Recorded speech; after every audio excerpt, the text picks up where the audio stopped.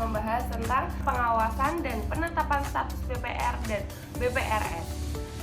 Sebelumnya, saya izin memperkenalkan diri. Nama saya Ailsa Intan dengan NIM 2105523018 dalam program studi S1 Akuntansi Universitas Tikubang, Semarang.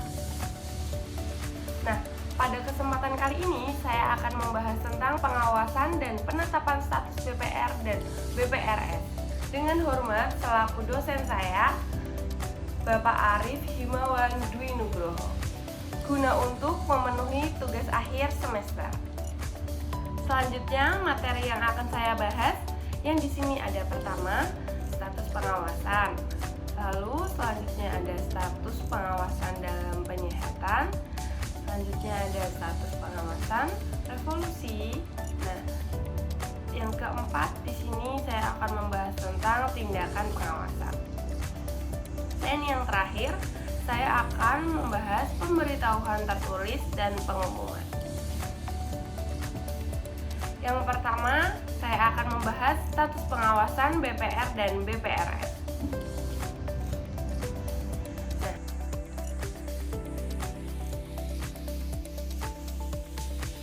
apa sih itu BPR? Di sini menjelaskan pengertian dari BPR. Badan Perekonomian Rakyat yang selanjutnya disingkat BPR itu adalah jenis bank konvensional yang dalam kegiatannya tidak memberikan jasa dalam lalu lintas giral secara langsung. Nah, itu merupakan pengertian dari BPR. Nah, selanjutnya apa sih itu BPRS? Nah, BPRS itu Badan Perekonomian Rakyat Syariah yang selanjutnya disebut BPR Syariah. Pengertiannya yaitu jenis bank syariah yang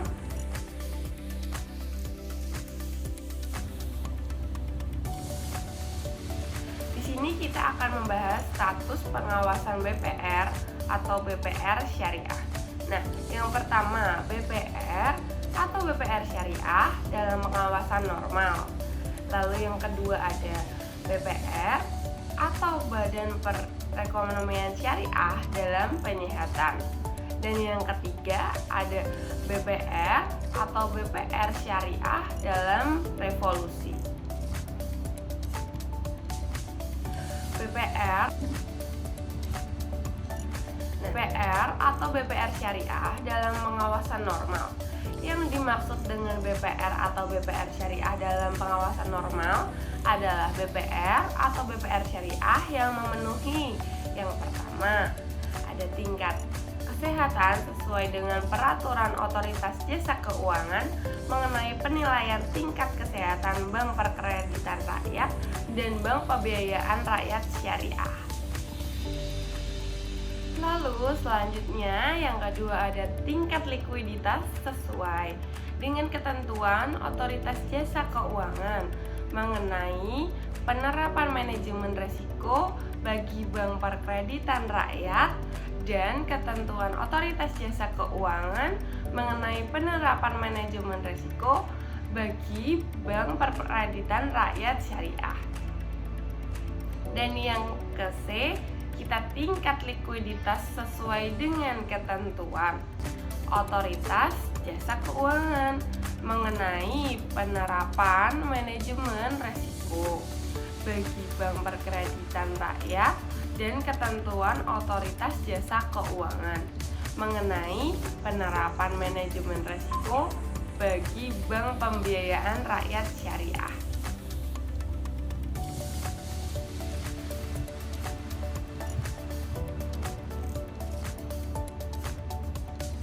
BPR atau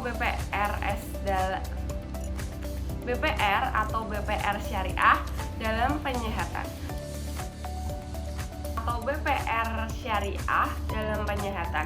Yang dimaksud dengan BPR atau BPR Syariah dalam penyihatan adalah BPR atau BPR Syariah yang dinyatakan oleh Otoritas Jasa Keuangan tidak memenuhi tingkat kesehatan.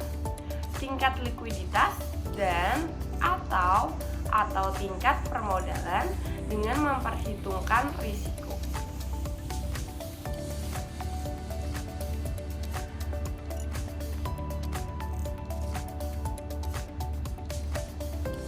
Selanjutnya, BPR atau BPR syariah dalam revolusi. Yang dimaksud dengan BPR atau BPR syariah dalam revolusi adalah BPR atau BPR syariah yang dinyatakan oleh Otoritas Jasa Keuangan sebagai BPR atau BPR syariah yang mengalami kesulitan keuangan dan membahayakan kelangsungan usahanya, serta tidak dapat disehatkan sesuai dengan kewenangan yang dimiliki Otoritas Jasa Keuangan.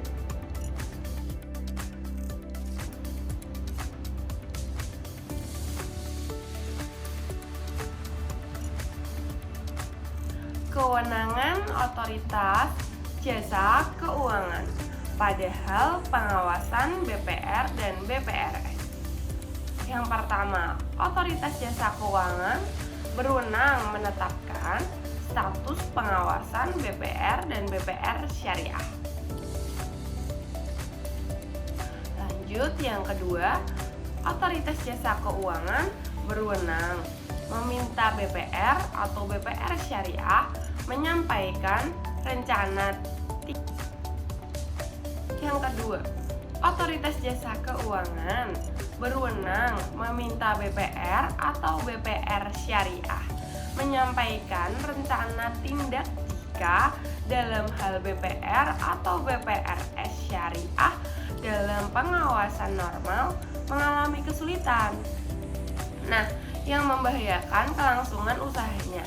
BPR atau BPR syariah wajib menyampaikan rencana tindak sebagaimana yang dimaksud kepada Otoritas Jasa Keuangan. Paling lamanya itu 14 hari kerja sejak tanggal permintaan Otoritas Jasa Keuangan.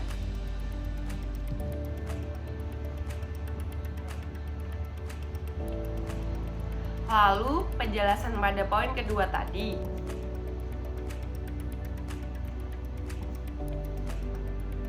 BPR atau BPR syariah mengalami kesulitan yang membahayakan kelangsungan usahanya itu jika kondisi BPR usaha atau BPR syariah semakin memburuk. Antara lain ditandai dengan yang pertama ada penurunan permodalan, kedua ada kualitas aset, yang ketiga ada likuiditas, dan yang keempat ada rentabilitasnya, serta pengelolaan BPR atau BPR syariah yang tidak dilakukan berdasarkan prinsip dengan rencana tindak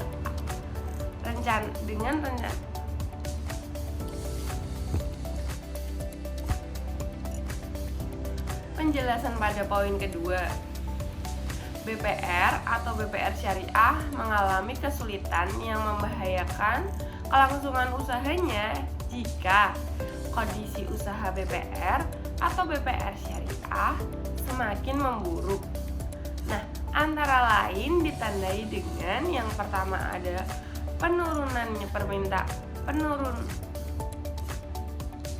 penurunan permodalan, yang kedua ada kualitas aset, yang ketiga ada likuiditas, dan keempat ada rentabilitas, serta pengelolaan BPR atau BPR syariah yang tidak dilakukan berdasarkan prinsip kelihatan dan atau asas perbankan yang sehat. Yang dimaksud dengan rencana tidak adalah rencana yang membuat langkah-langkah perbaikan dalam rangka mengawasi permasalahan dan dampaknya terhadap kondisi dan rasio keuangan BPR atau BPR syariah yang disajikan secara periodik. Nah, Otoritas Jasa Keuangan dapat meminta BPR dan BPR syariah untuk melakukan penyesuaian. Terhadap apa sih ya? Terhadap rencana tindak. BPR atau BPR syariah wajib menyampaikan laporan realisasi atau rencana tindak, serta BPR atau BPR syariah menyampaikan laporan realisasi atas rencana tindak sebagaimana yang dimaksud paling lama 10 hari kerja setelah pelaksanaan rencana tindak. Dalam kondisi tertentu, otoritas jasa keuangan dapat menetapkan jangka waktu penyampaian laporan serta berbeda dari jangka waktunya. Selanjutnya saya akan membahas status pengawasan dalam penyehatan.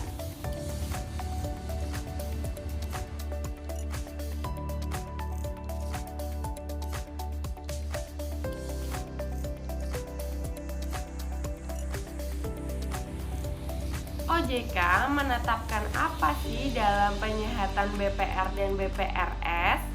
Nah, di sini otoritas jasa keuangan menetapkan BPR atau BPR syariah dalam penyehatan sebagaimana yang dimaksud terhadap BPR atau BPR syariah yang memenuhi kriteria.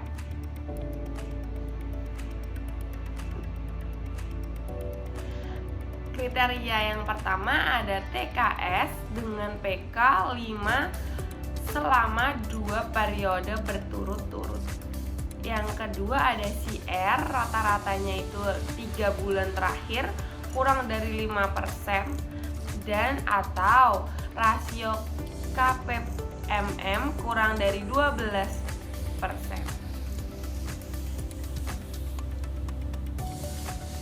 Nah, BPR atau BPR syariah yang memenuhi kriteria sebagaimana yang dimaksud dapat tidak ditetapkan sebagai BPR atau BPR syariah dalam penyehatan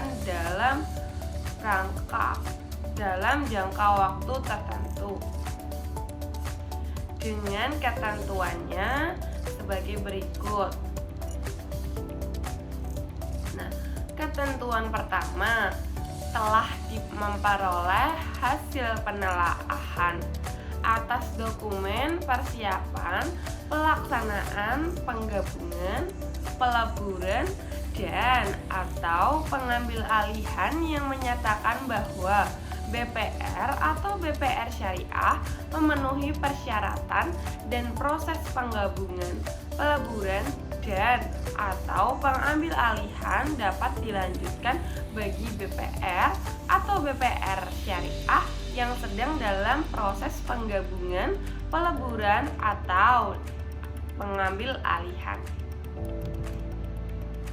Ketentuan yang kedua, terdapat setoran modal dari pemegang saham atau calon pemegang saham dan atau setoran modal sebagaimana yang dimaksud telah ditempatkan dalam bentuk deposito di bank umum sesuai dengan peraturan otoritas jasa keuangan mengenai bank perkreditan rakyat atau peraturan otoritas jasa keuangan mengenai bank perkreditan rakyat syariah. Ketentuan yang ketiga, terdapat rencana tindak penyehatan dalam rangka memenuhi kriteria status pengawasan normal. Rencana tindak termasuk untuk rencana tindak yang sedang berjalan atau revisi yang diimplementasikan oleh Badan Perekonomian Rakyat Bank Perekonomian Rakyat atau Bank Perekonomian Syariah sejak tanggal surat permintaan penyusunan atau permintaan revisi rencana tindak. Lalu BPR atau BPR syariah sebagaimana yang dimaksud. Nah, yang pertama, tindak penindaklanjutan proses penggabungan, peleburan, atau pengambil alihan dan atau penambahan modal di setor. Nah, yang kedua, tidak merealisasikan rencana tindak. Yang ketiga, mengalami pemburukan kondisi keuangan dan atau belum memenuhi kriteria normal. Ditetapkan otoritas jasa keuangan sebagai BPR atau BPR syariah dalam penyehatan.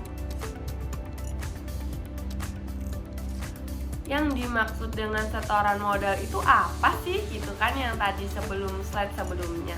Nah, yang dimaksud dengan setoran modal itu adalah setoran modal melalui escrow account yang dapat meningkatkan permodalan BPR atau BPR syariah sehingga memenuhi kriteria pengawasan normal.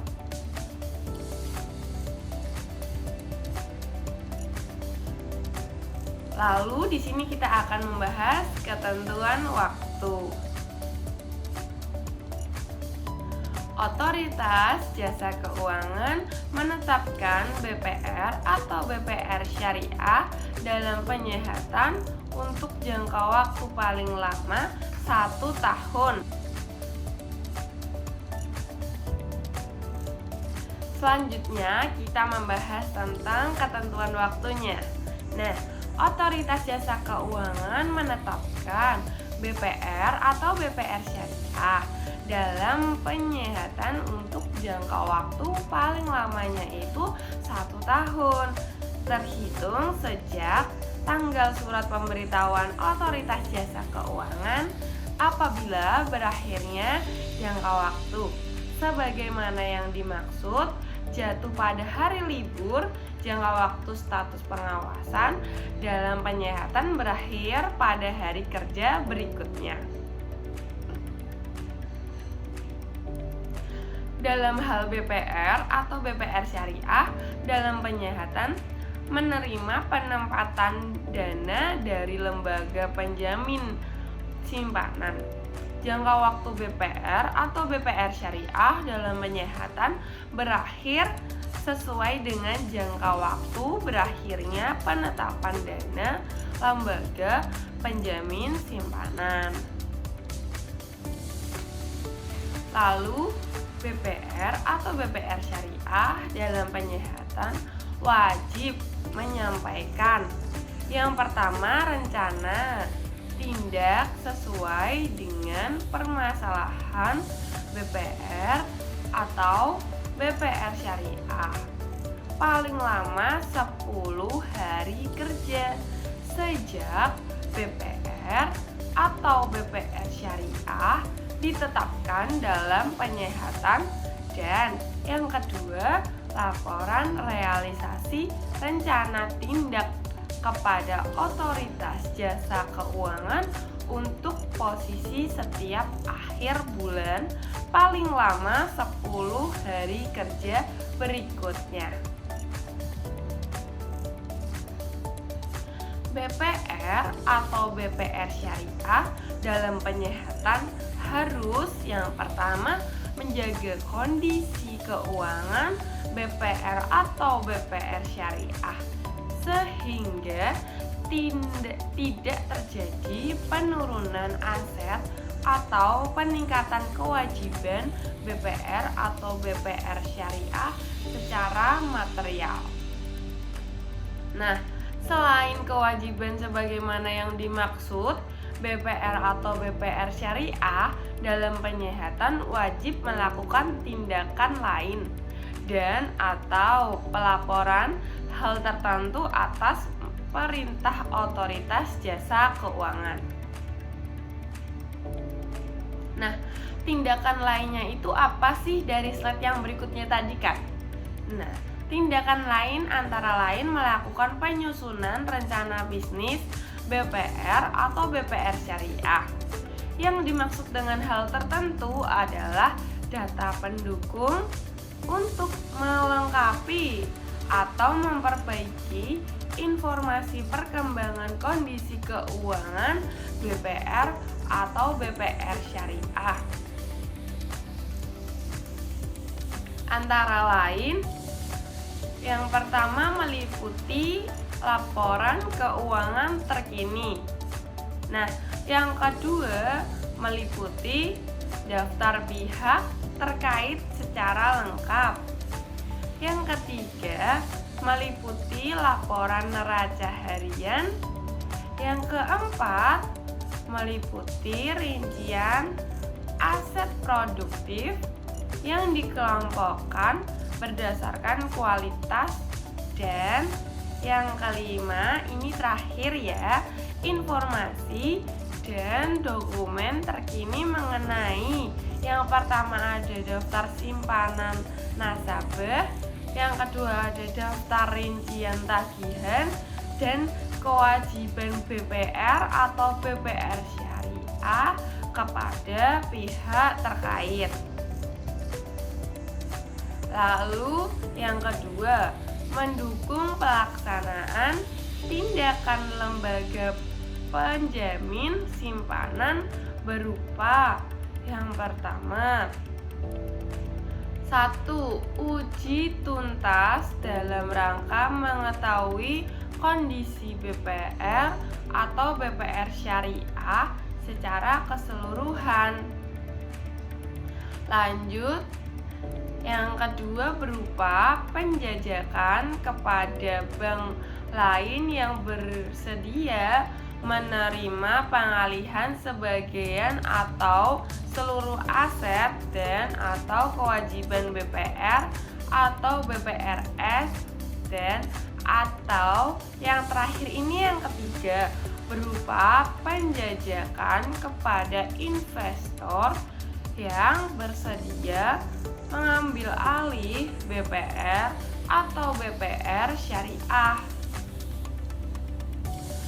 BPR atau BPR syariah dapat dikeluarkan dari status BPR atau BPR syariah dalam penyehatan sebagaimana yang telah memenuhi kriteria beberapa yang di bawah ini.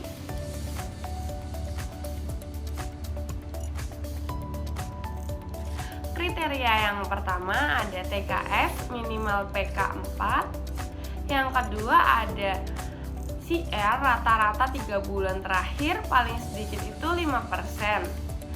Dan yang ketiga ada rasio KPMM paling sedikit itu 12%.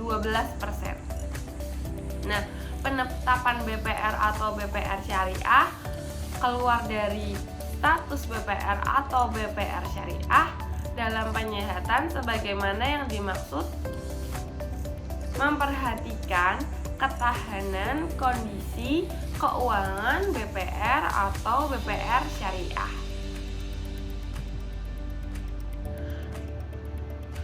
Lalu selanjutnya saya akan membahas tentang status pengawasan revolusi.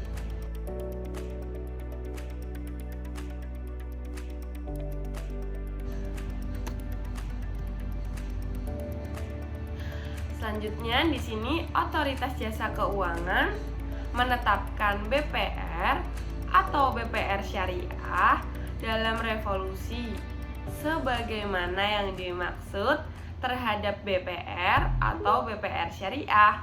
Nah, di sini kriteria yang pertama itu ada sebelum jangka waktu BPR atau BPR syariah dalam penyehatan sebagaimana yang dimaksud kondisi permodalan dan atau likuiditas BPR atau BPR syariah mengalami pemburukan. Nah, Pemburukannya itu meliputi apa saja? Yang pertama, di sini meliputi rasio KPMM menjadi kurang dari sama dengan 2% dan atau CR rata-rata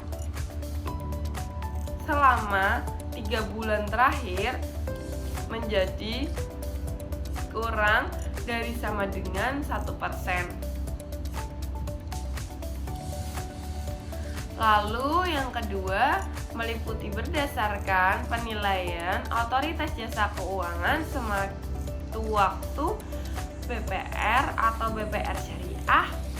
Yang A mengalami penurunan rasio KPMM dan atau CR, dan yang B tidak mampu meningkatkan rasio KPMM menjadi paling sedikit 12% dan atau CR rata-rata 3 bulan terakhir paling sedikit 5%.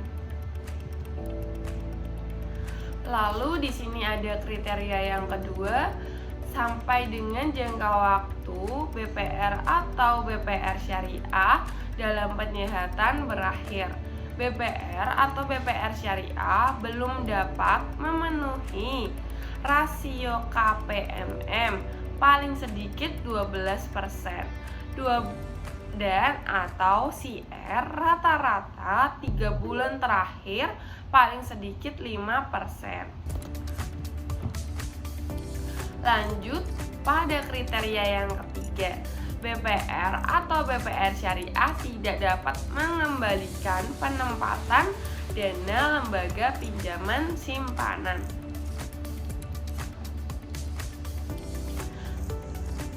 Selanjutnya saya akan membahas tindakan pengawasan.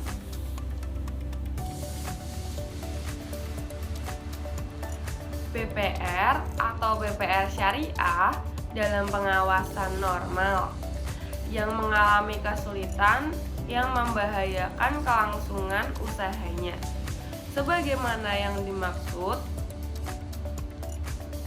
BPR atau BPR Syariah dalam penyehatan sebagaimana yang dimaksud wajib melakukan tindakan pengawasan yang diperintahkan oleh Otoritas Jasa Keuangan. Nah, itu meliputi apa saja ya? Yang pertama meliputi membatasi kewenangan RUPS, Dewan Komisaris, Direksi, dan pemegang saham. Membatasi kewenangan diantaranya pembatasan keputusan pemberian bonus atau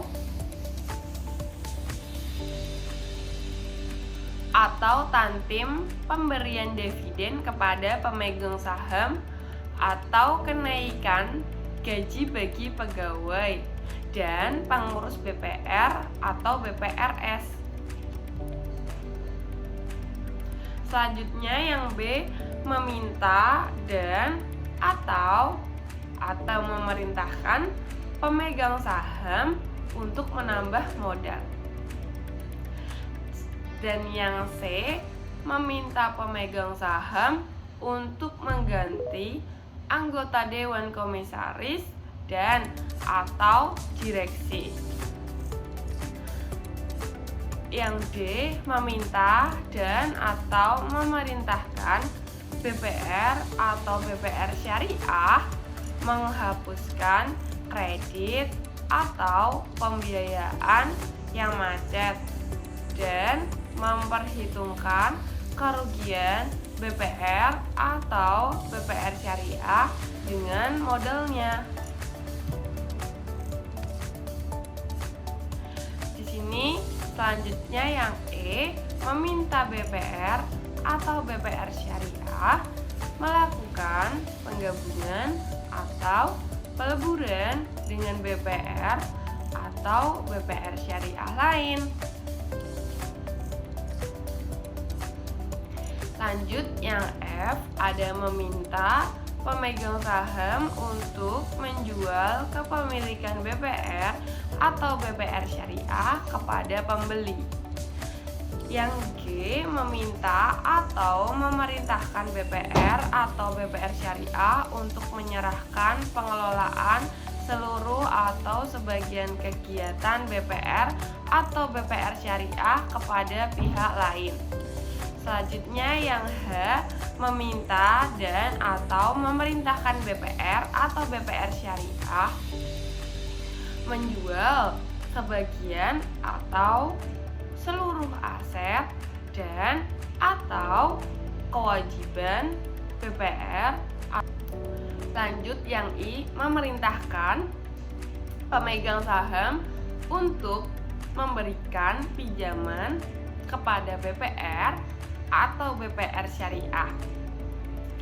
Lalu yang J, ada memerintahkan pemegang saham untuk mendukung pelaksanaan tugas otoritas jasa keuangan dan lembaga penjamin simpanan saat mengatasi permasalahan BPR atau BPR Syariah. Lalu yang K, meminta pengelola status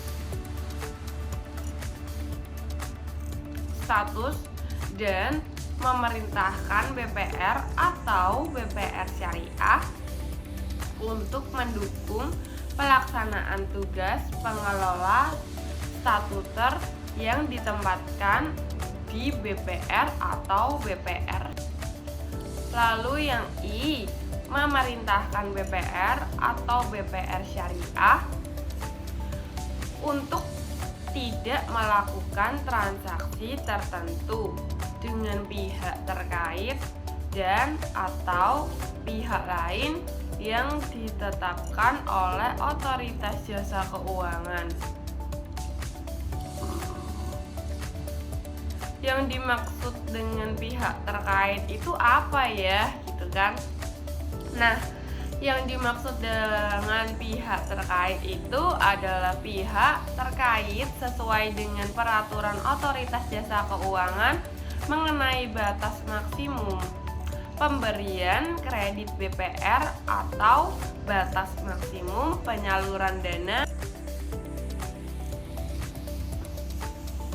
Selanjutnya ada yang M, membatasi kegiatan usaha tertentu BPR atau BPR Syariah.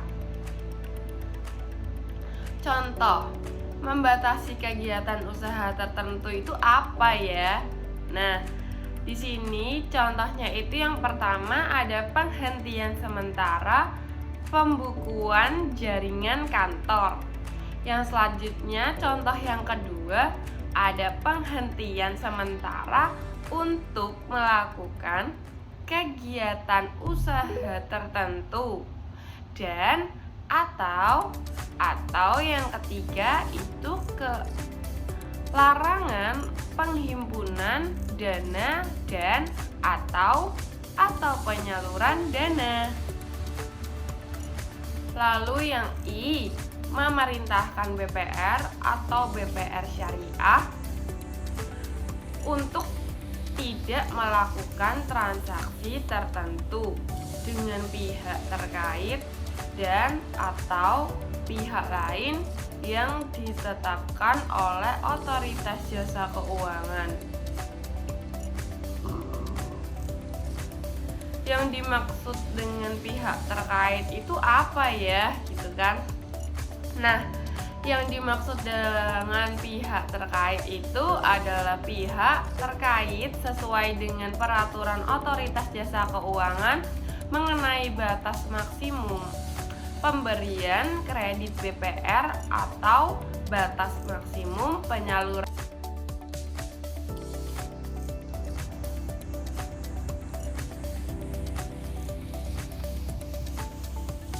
Selanjutnya ada N, memberikan perintah tertentu kepada BPR atau BPR Syariah dan atau pihak tertentu dan atau yang dimaksud dengan perintah tertulis itu apa, gitu kan? Nah, yang dimaksud dengan perintah tertulis itu adalah perintah tertulis pada peraturan otoritas jasa keuangan mengenai perintah tertulis.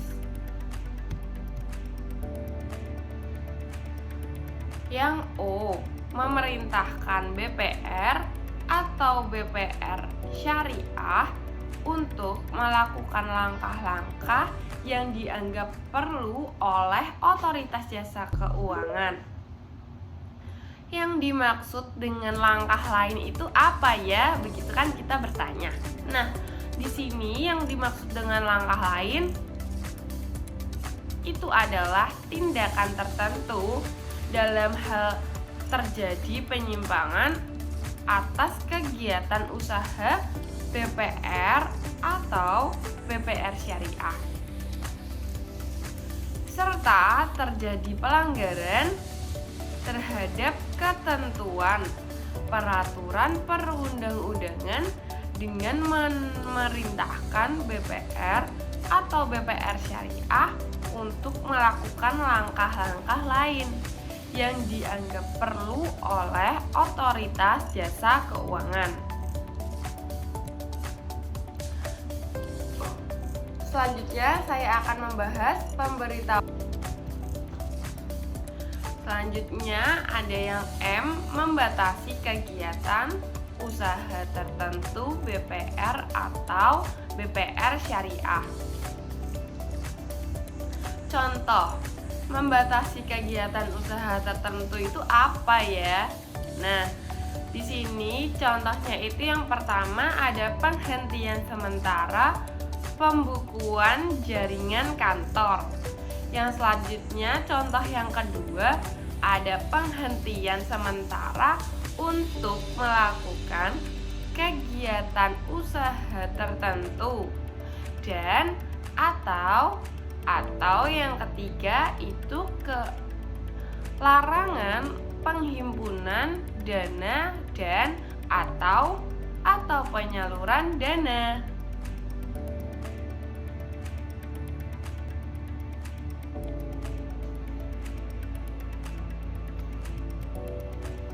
Selanjutnya ada N, memberikan perintah tertentu kepada BPR atau BPR syariah dan atau pihak tertentu dan atau yang dimaksud dengan perintah tertulis itu apa gitu kan. Nah, yang dimaksud dengan perintah tertulis itu adalah perintah tertulis pada peraturan otoritas jasa keuangan mengenai perintah tertulis. Perintahkan BPR atau BPR syariah untuk melakukan langkah-langkah yang dianggap perlu oleh otoritas jasa keuangan. Yang dimaksud dengan langkah lain itu apa ya? Begitu kan kita bertanya. Nah, di sini yang dimaksud dengan langkah lain itu adalah tindakan tertentu dalam hal terjadi penyimpangan atas kegiatan usaha BPR atau BPR syariah, serta terjadi pelanggaran terhadap ketentuan peraturan perundang-undangan dengan memerintahkan BPR atau BPR syariah untuk melakukan langkah-langkah lain yang dianggap perlu oleh otoritas jasa keuangan. Selanjutnya saya akan membahas pemberitahuan tertulis dan pengumuman.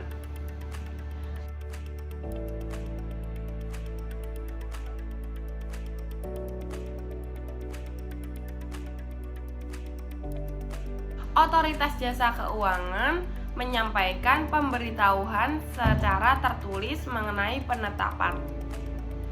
Yang pertama ada BPR atau BPR syariah dalam penyehatan atau dalam resolusi.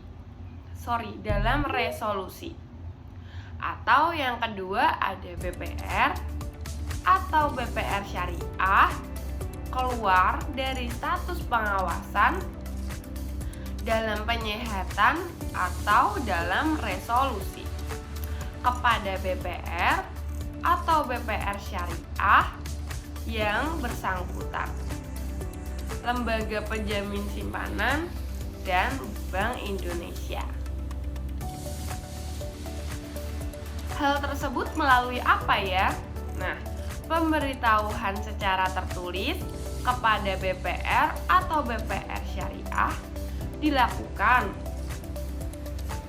melalui surat yang disampaikan secara langsung dalam pertemuan dengan anggota direksi, anggota dewan komisaris, dan atau pemegang saham BPR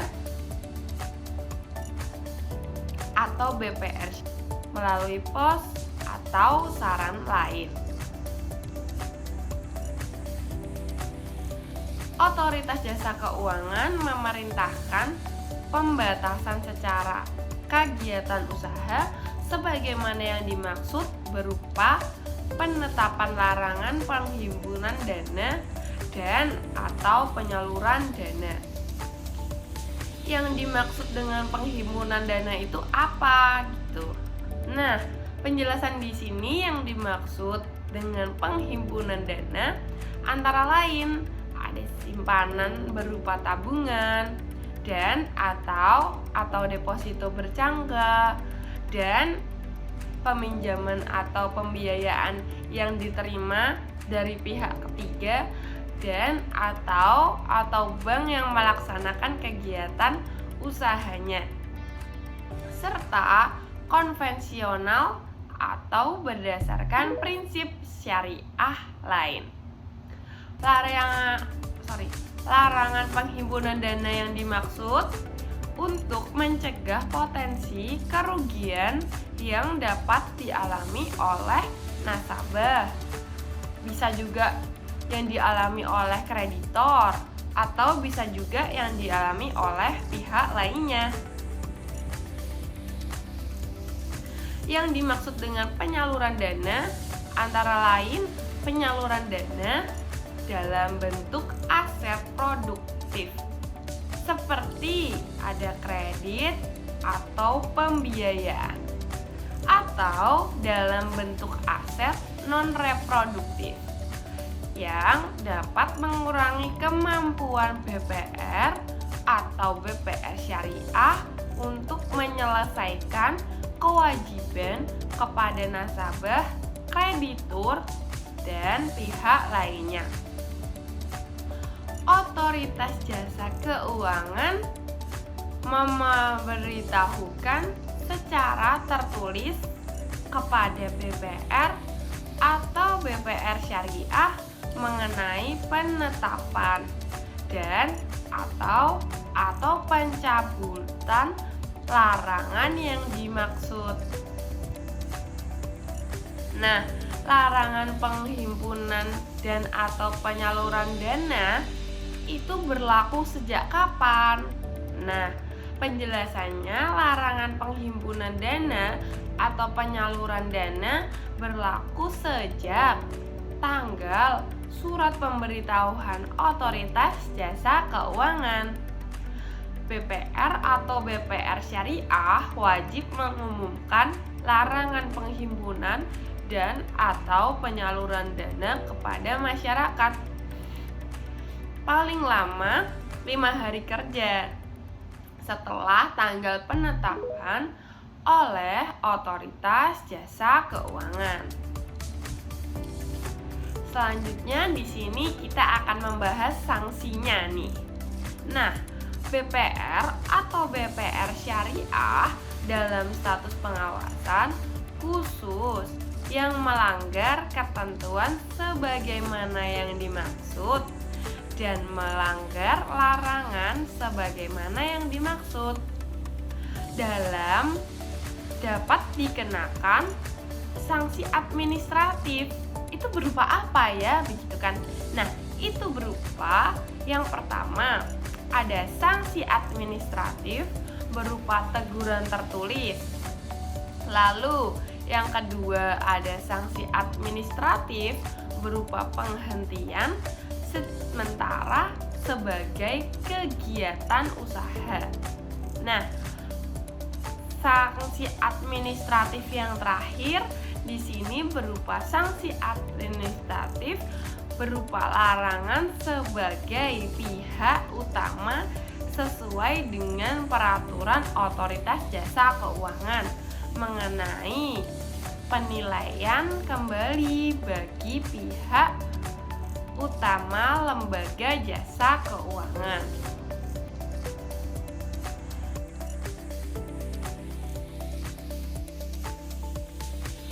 Cukup sekian, terima kasih telah menonton presentasi dari saya. Saya mengucapkan terima kasih dan mohon maaf atas kekurangan dan kesalahan dalam penjelasan presentasi dari saya. Lalu yang selanjutnya ini merupakan referensi yang saya ambil. Ada 2 referensi. Nah, dan sebagai akhiran saya mengutip dari tokoh Mahatma Gandhi berupa kalimat motivasi. Isinya begini: hiduplah seolah Anda akan mati besok, dan belajarlah seolah Anda hidup selamanya. Cukup sekian dan terima kasih dari saya, Ayu Saintan. Wassalamualaikum warahmatullahi wabarakatuh.